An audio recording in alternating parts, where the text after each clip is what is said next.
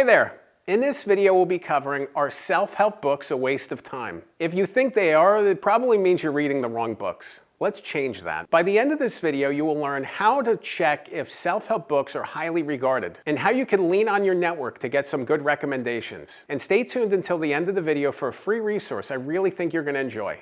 Let's dive in.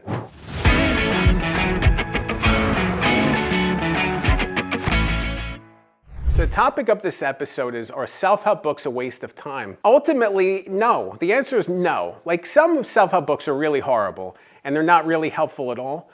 But that's not the bulk of them as far as I see. There's so many books out there that can help you, and there's so many books that have very specific purposes. I remember during my journalism days, my news days, when we were going through different layoffs and different workplace changes, and I was reading change management books and leadership books. There's always new skills to be learned. You think about Dale Carnegie, How to Win Friends and Influence People, which is a timeless classic. This book has sold tens of millions of copies. I read it in the past year and it inspired me. The lessons inside of it are fresh and current and relevant.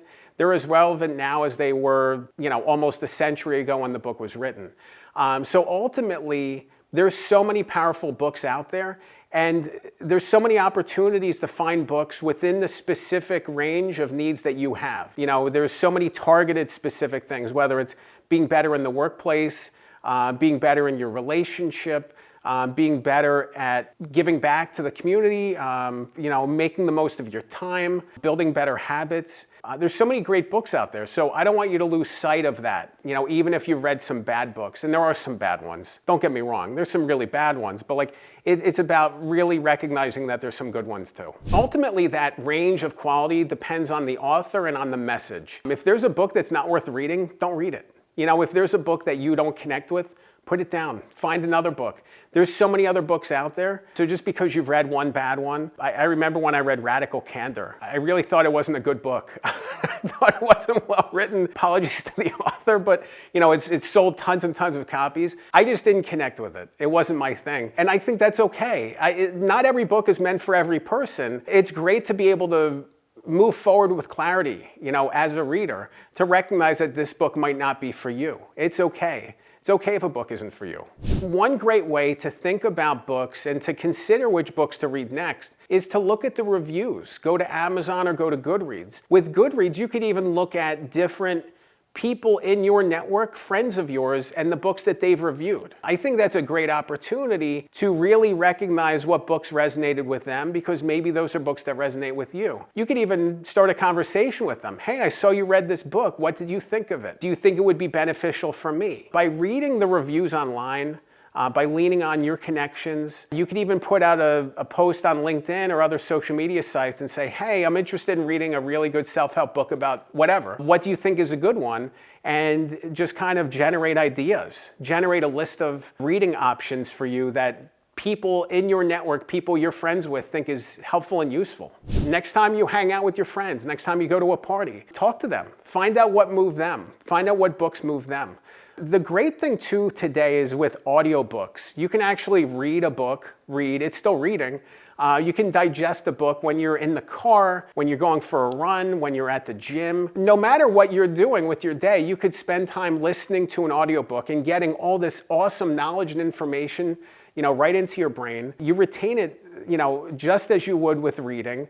But you can do other things. You can listen to it and learn from it while you're doing other things as well. Like, you can listen to it in the background. So there's so many opportunities. When I'm on a flight, for example, I'll download a book, I'll download an audiobook and listen to it and learn from it. And I just think it's great to be able to have that resource. So if you don't want to be somebody who's sitting there reading a book page by page, you can listen to the book. You can listen to the audio recording of the book and just retain the message that way, which opens so many opportunities. I mentioned Dale Carnegie's book earlier.